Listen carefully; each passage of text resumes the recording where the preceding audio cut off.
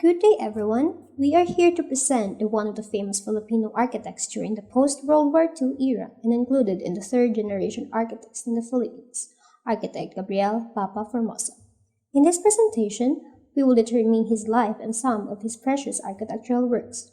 But first, who is architect Gabriel Papa Formoso? Gabriel Papa Formoso was born on April 9, 1915 in Manila.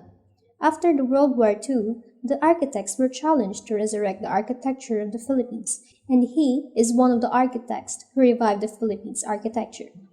He studied BS in architecture in University of Santo Tomas School of Architecture and became a full-fledged architect on 1939 with the registration number 99.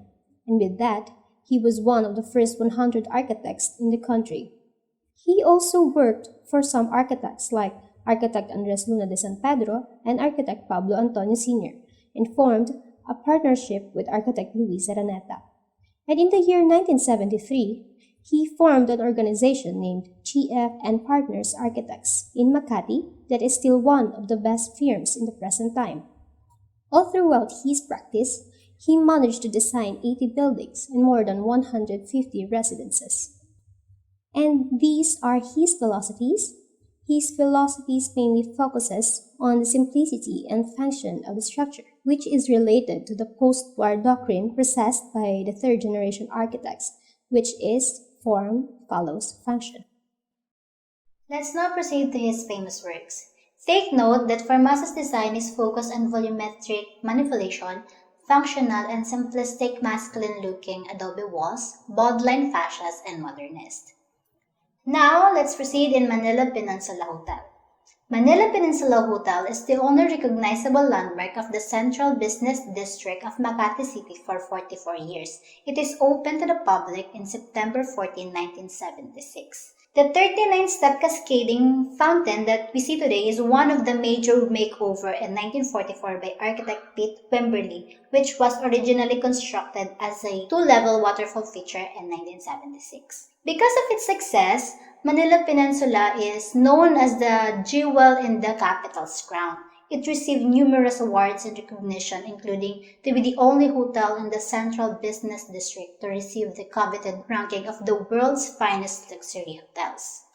Next is the Pacific Star Building, also known as Nauru Building. It is inaugurated in May 17, 1989 and is also located in Makati City. It consists of two buildings, a 29-story high-rise building and a 6-story low-rise building, which is built around a semicircular driveway with a fountain. It is also among the few buildings to be rated 5-star by Makati Commercial Estates Association.